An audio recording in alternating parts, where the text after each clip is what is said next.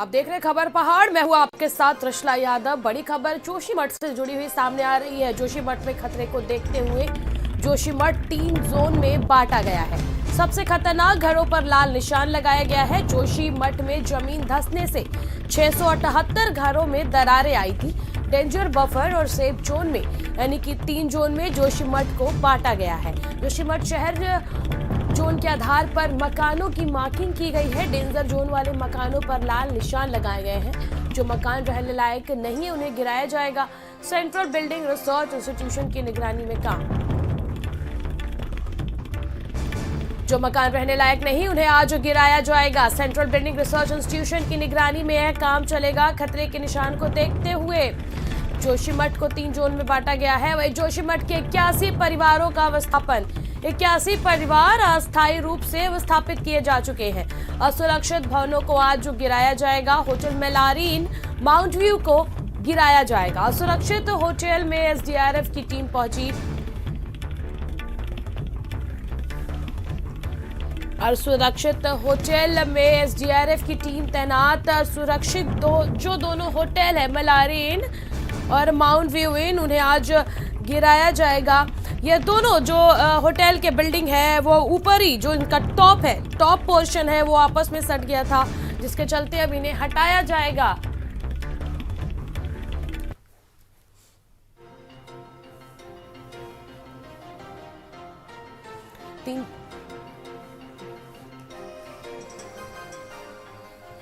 मतलब बड़ी वेदना हमारे अंदर है आज कि इसके लिए जो है हम लोग पिछले 23 ईयर से यहाँ पे ये होटल है। आज तक जो है इसमें ऐसा कुछ कभी नहीं हुआ। पिछले 2-3 सालों में जो है इसमें जो है ब्लास्टिंग्स की वजह से जो है पूरी ज़मीन जो है नीचे धंस गई है और फट गया है। होटल पूरा नीचे से फट गया है और ढहने वाला है। ध्वस्तीकरण को लेकर क्या प्रशासन ने आपको विश्वास मिला? क्या कोई मुआवजे की बात हुई है? नहीं, अभी तक कुछ नहीं हुआ है। हमें इनफैक्ट नोटिस भी नहीं दिया गया है कि आज की डेट पे ये हमको ध्वस्तीकरण होगा। हमें तो ये न्यूज़पेपर के माध्यम से पता चला है कि ये आज ध्वस्तीकरण होने वाला है। तो प्रशासन के कोई लोग बात करने आए अभी तक? नहीं, अभी तक कोई बात करना नहीं है। तो आप लोग बात करना चाहेंगे? बिल्कुल, हम बात करना चाहेंगे। हम तो जब से होटल हमारा 28 दिसंबर को हमें नोटिस आया था कि आप इसको जो है बुकिंग से आगे ना लें, तो तब से हम लोग यहीं पे खड़े हैं। लेकिन तुड़वाने को लेकर कोई नोटिस नहीं, तुड़वाने को लेकर कोई नोटिस नहीं है।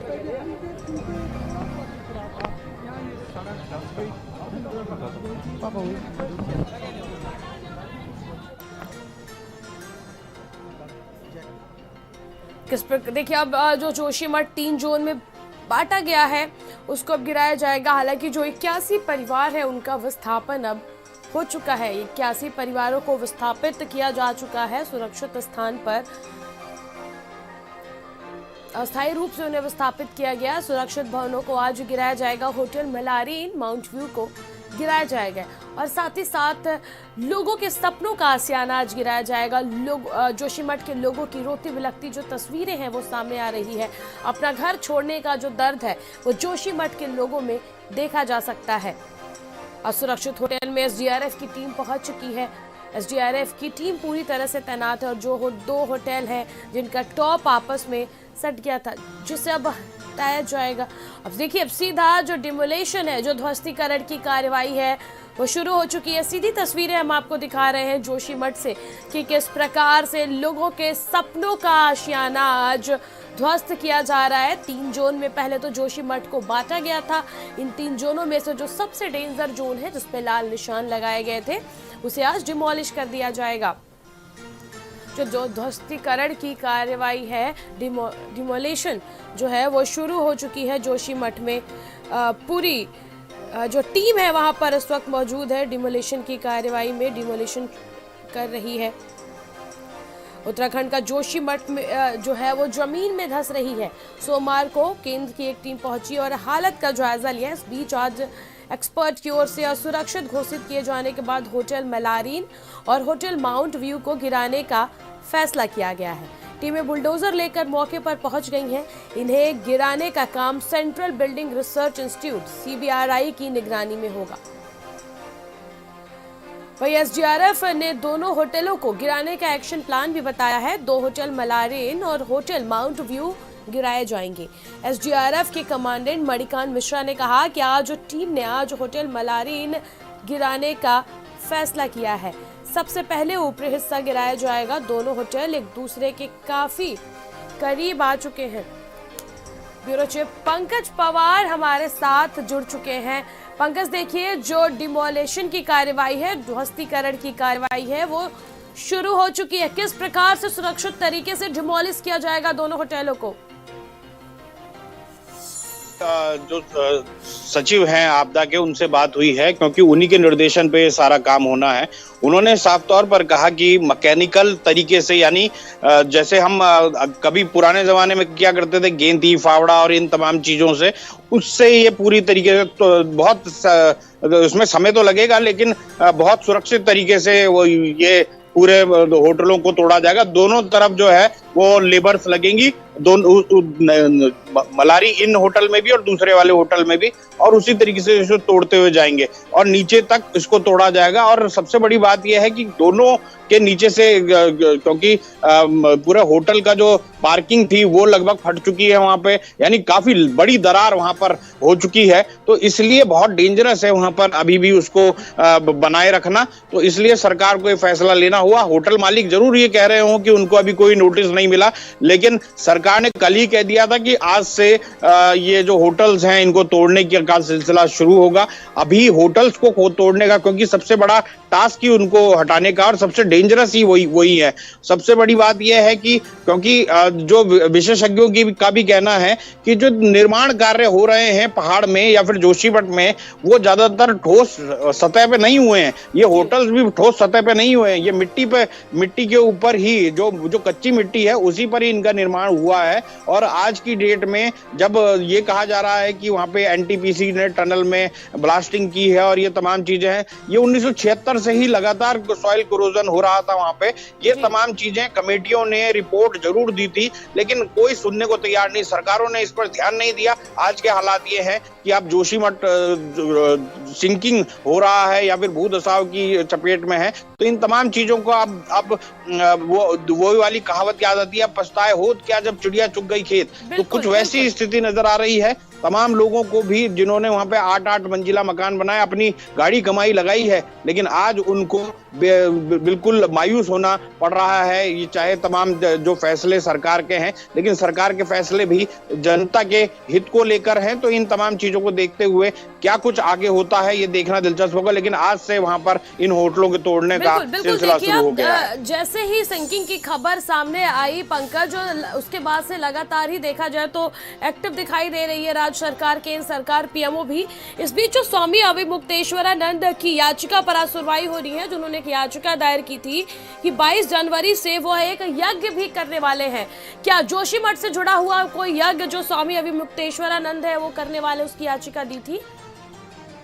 देखिए, याचिका तो अब वो यज्ञ तो करने का कोई रोक टोक नहीं है, उसके लिए शायद उनको कोर्ट में जाने का मेरे को समझ में नहीं आ रहा है। लेकिन कहीं ना कहीं उनको यज्ञ जो है वो क्योंकि जो शंकराचार्य पीठ है वो वहां करना चाहते होंगे, वो कर सकते हैं। लेकिन कुल मिलाकर अगर देखा जाए तो वर्तमान की स्थिति ये है कि अभी हमें ये देखना होगा कि वहां पर क्या कुछ हम आम जनता को राहत पहुंचा सकते हैं। आप अगर यज्ञ करना है, आप यज्ञ कहीं पे भी कर सकते हो। उनका हरिद्वार में जो बड़ा आश्रम है वहां पर कर सकते हैं।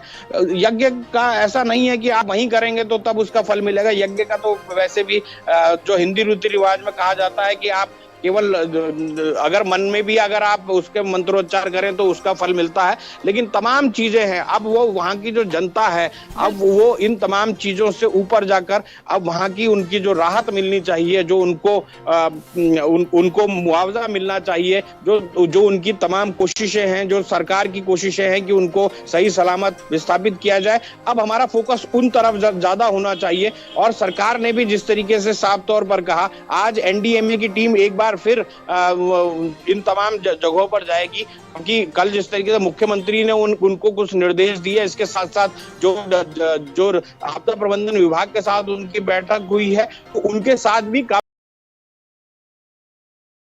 हद तक उनकी चर्चा हुई है। मुख्यमंत्री ने कहा कि आखिरकार जो रिपोर्ट बने, जो प्रदेश भर की जो जितनी भी एजेंसियां हैं या फिर केंद्र की जो एजेंसी जोशीमठ जा रही है, वो रिपोर्ट जो भी बनाए वो एक छतरी के नीचे होनी चाहिए। ऐसा नहीं है कि संदीप, हालांकि देखिए अभी खबर ये भी आ रही है कि गृह मंत्रालय से भी एक टीम पहुंच रही है जो जायजा लेगी, और इस बीच ये भी कहा गया है कि पूरी मैकेनिकल तरीके से बिल्डिंग गिराई जाएगी ताकि बाकी के जो घर है उन्हें बचाया जा सके। लेकिन इस बीच देखिए पंकज, जब बिल्डिंग गिरेगी तो जो भी मटेरियल है वो उसी जगह पर पड़ेगा, क्या उससे कोई इफेक्ट तो नहीं आ जाएगा दोबारा से? देखिए आसपास के जितने भी मकान हैं सारे खाली कराए जा चुके हैं, और वो क्योंकि उस रेड जोन में है तो इसलिए अगर कोई, वैसे तो अगर लेबर के हाथ से वो तोड़ा जाएगा तो बहुत संभाल के तोड़ा जाएगा, और अगर ब्लास्टिंग या फिर किसी बड़ी मशीन के माध्यम से तोड़ा जाता तो फिर मटेरियल का इधर उधर गिरने की चांस हो सकते थे। मैकेनिकल का मतलब हाथों से तोड़ा जाएगा, सप्पल से तोड़ा जाएगा, खेती से तोड़ा जाएगा। हालांकि जो 61 परिवार है उनको सुरक्षित विस्थापित कर दिया गया, लेकिन कुछ लोग पलायन भी कर रहे हैं, उसको लेकर क्या अपडेट सामने आ रही है? देखिए पलायन की बात करूं तो जोशीमठ जैसे इलाके के, क्योंकि एक संपन्न इलाका ये कहा जाता है, उसके ज्यादातर जो परिवार हैं उनके बहुत कम ऐसा परिवार होंगे जिनके अन्य जगह पे घर नहीं होंगे। मुझे लगता है कहीं तो उधर भी जा रहे हैं, अपने देहरादून, जैसे कईयों के देहरादून में। मेरी कई लोगों से बात हो रही थी, मैंने उनसे पूछा कि अब आपके लिए क्या है, बोला कि अब सरकार जहां पर विस्थापित करेगी वो तो अलग बात है, लेकिन अपने परिवार को हम देहरादून छोड़ देंगे, हमारा घर वहां पे है। तो ये ऐसे कई जगह पर सबके अपने अलग अलग घर हैं, तो वहां पर भी वो छोड़ सकते हैं। लेकिन कुल मिलाकर आपने सही कहा, पलायन की स्थिति भी है, और पलायन की स्थिति इसलिए भी है क्योंकि अब वहां पर अपना भविष्य लोगों को सुरक्षित नहीं लग रहा है। उनको लगता है कि अगर यहाँ पर ऐसा हो रहा है, मैं अगर यहाँ पर हम आपको रोकना चाहेंगे पंकज, हम आपको रोकना चाहेंगे। हम सीधी तस्वीरें अपने दर्शकों को दिखा रहे हैं कि लोग किस प्रकार से अपने घर से अलग हो रहे हैं, लोग किस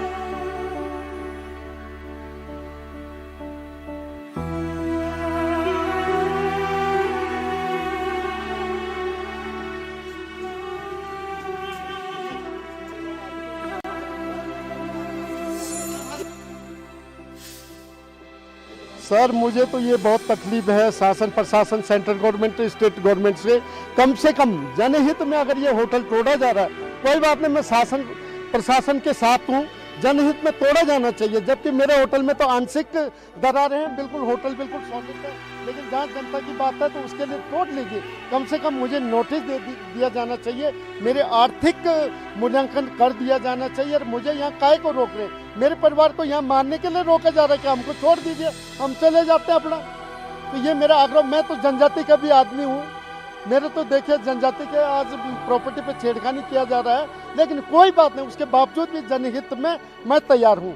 मुझे मेरी आग्रह है शासन प्रशासन से मेरे आर्थिक मूल्यांकन किया जाए और मुझे निपटा दिया जाए, यहाँ से हम चले जाते हैं। हमने क्या करना सर यहाँ?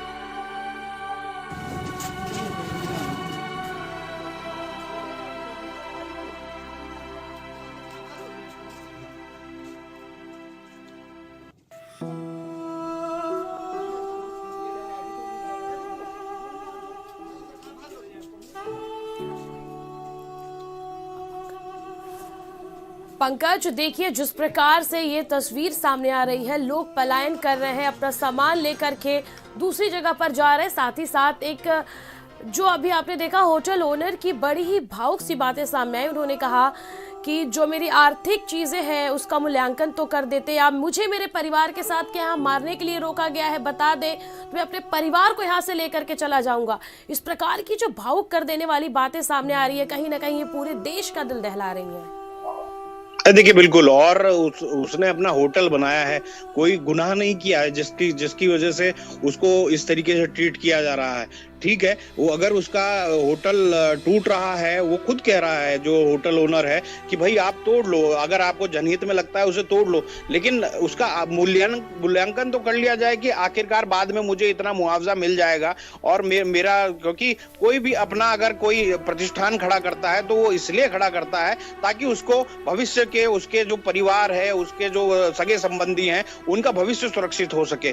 और अगर इस तरीके से उसका होटल तोड़ा जा रहा है और उसको लेकर उसको ये भी नहीं कहा जा रहा है कि आपको हम इतना आपके उसका मूल्यांकन कर रहे हैं, कोई नोटिस तक नहीं दिया गया, तो ये भी जिला प्रशासन को ये सोचना चाहिए कि वो भी एक इस भारत का ही नागरिक है और उसको भी वो तमाम राइट्स हैं जो सबके और तमाम लोगों के लिए है।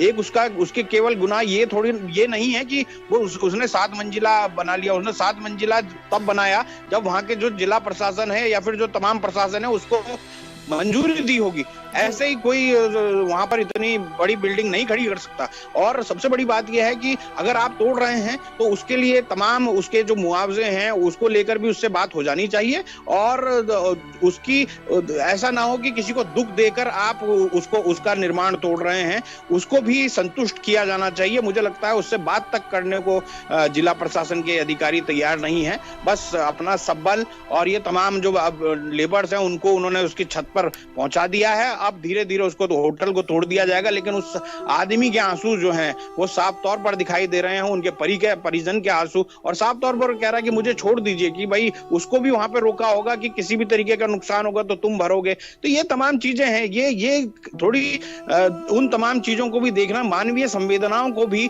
जिला प्रशासन और जो तमाम अधिकारी वहां पर हैं उन्हें देखना होगा। मैं हमेशा से कहता हूं सरकारें हमेशा से जनता के हित की बात कर सकती हैं, करती ही हैं, लेकिन जो नीचे के अधिकारी होते हैं उनका रवैया जो है वो हठधर्मिता वाला कई बार देखने को मिलता है और उससे सरकारों की बदनामी होती है। बिल्कुल, देखिए पंकज, अब जिस प्रकार से ये लोग पलायन करके जा रहे हैं, आपने पहले बताया कि कुछ लोग हैं जिनका घर देहरादून में भी है, वो अपने परिवारों को देहरादून में छोड़ेंगे, लेकिन जिन लोगों के बिजनेसेस बर्बाद हुए हैं पंकज, उन लोगों का दिल दहल रहा है। किस प्रकार से, क्या उनकी कोई, फिलहाल देखिए अभी तो कोई मदद का आश्वासन नहीं दिया गया, क्या उनका भी कोई उनको मदद दिया जाएगा? देखिए अभी तक की तो स्थिति ये है, अभी तो तोड़ने का सिलसिला जारी है। अभी इस बात को लेकर कोई चर्चा नहीं हुई है। राज्य सरकार के जो आपदा प्रबंधन का जो पैसा है उसमें बहुत ज्यादा उम्मीद की जानी चाहिए कि सबको मुआवजा मिल जाएगा। मुझे उसमें कहीं ना कहीं परेशानी लगती है, उसमें थोड़ा संशय लगता है। राज्य सरकार जो है अब, क्योंकि केंद्र की टीमें आ रही हैं, ये एक जो पैकेज है उसके लिए जोशीमठ के लिए एक राहत पैकेज की घोषणा अब जल्द से जल्द अगर केंद्र सरकार करेगी, उसी से जो इन तमाम लोगों को राहत मिल पाएगी। उसमें एक तरीके से वो एक स्लैब बनाया जाएगा कि कितने नुकसान पे कितनों को कितना मिलेगा। तो उसमें हो सकता है ये होटल मालिक का भी भरपाई हो, लेकिन मुझे नहीं लगता कि उसको 7 मंजिला जो होटल की जो है भरपाई कर दी जाएगी। उसमें भी, क्योंकि केदारनाथ मेरे सामने हुआ था, जो तमाम वहां पर इतनी बड़ी दुर्घटना हुई थी और उसके बाद का जो मुआवजा बांटना या फिर इसके अलावा लोगों के पुनर्वास की तमाम मेरी आंखों के सामने हुआ था। तो मैं जानता हूं कि सरकारें किस तरीके से काम करती हैं। कहीं ना कहीं जिन लोगों का अगर 10 बीघा उसकी जमीन बह गई, उसके बाद उसको मिलती है 1 बीघा या फिर उससे भी कम, तो ये तमाम चीजें हैं। पैसों को लेकर भी उसी तरीके की स्थिति होती है। यानी आदमी ने अपना पूरा का पूरा एक साम्राज्य खड़ा किया गया और एक आपदा में वो सब तमाम हो जाता है और सरकारें उसको एक नमक में जीरे वाली स्थिति जो होती है वैसी वो करती है। लेकिन कुल मिलाकर अभी सरकार की पूरी कोशिश ये है केंद्र से पैकेज मिल जाए और उसके बाद इन तमाम लोगों को राहत पैकेज किस तरीके से दिया जाएगा, किस तरीके से कितनों को कितना मुआवजा दिया जाएगा, उसको लेकर फैसला होगा। लेकिन अभी तक सरकार केवल तोड़ने की तरफ बढ़ रही है। क्या मुआवजा दिया जाएगा, अभी इसको लेकर कोई बात नहीं कर रहा है। देखिए, पूरी कोशिश सरकार की तरफ से बचाने की कोशिश की जा रही है जोशीमठ को, लेकिन क्या पंकज ये जांच की बात नहीं है कि आखिर क्या वजह है कि जिसकी वजह से पहले अवैध निर्माण हो जाते हैं, फिर इस तरह की चीजें सामने आती है? क्योंकि देखिए जिस प्रकार की त्रासदी केदारनाथ में भी देखने को मिली थी, हालांकि जोशीमठ में अभी कोई ऐसी दिक्कत नहीं देखने को मिली है, लोग सुरक्षित हैं, उन्हें सुरक्षित तरीके से पहुंचाया जा रहा है। क्या एक जांच का विषय नहीं है कि आखिर अंधाधुंध निर्माण होते कैसे पहाड़ों पर? मानक के हिसाब से ही क्यों नहीं पहाड़ों पर निर्माण होते हैं? देखिए यही तो मैं कहता हूँ, सिस्टम की खामी सबसे बड़ी यही है।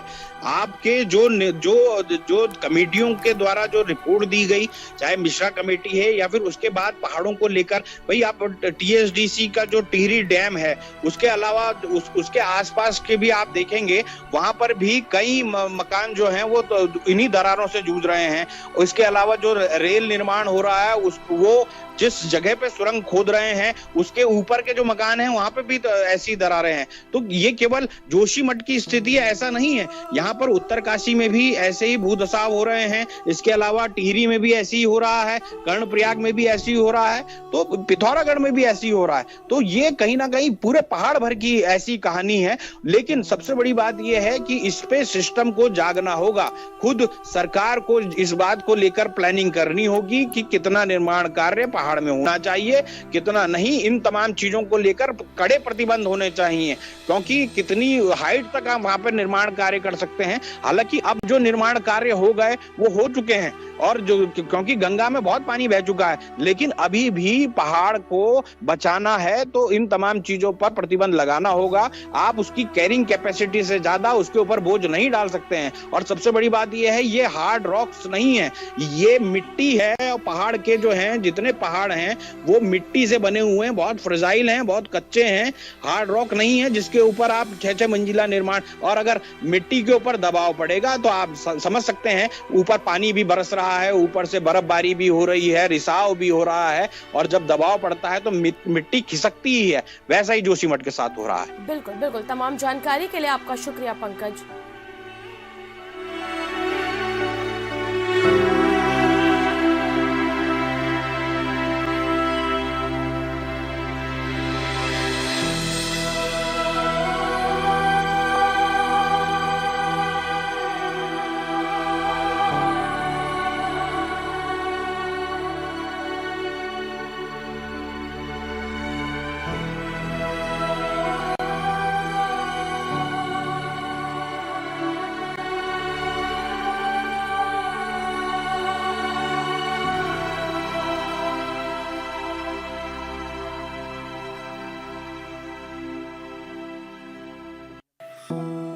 सर मुझे तो ये बहुत तकलीफ है, शासन प्रशासन, सेंट्रल गवर्नमेंट, स्टेट गवर्नमेंट से कम जनहित में अगर ये होटल तोड़ा जा रहा है, कोई बात नहीं, मैं शासन प्रशासन के साथ हूँ, जनहित में तोड़ा जाना चाहिए। जबकि मेरे होटल में तो आंशिक दरारें हैं, बिल्कुल होटल बिल्कुल सॉलिड है, लेकिन जहाँ जनता की बात है तो उसके लिए तोड़ लीजिए। कम से कम मुझे नोटिस दिया जाना चाहिए, मेरे आर्थिक मूल्यांकन कर दिया जाना चाहिए। और मुझे यहाँ काहे को रोक रहे हैं? मेरे परिवार को यहाँ मारने के लिए रोका जा रहा है कि हमको छोड़ दीजिए, हम चले जाते हैं अपना।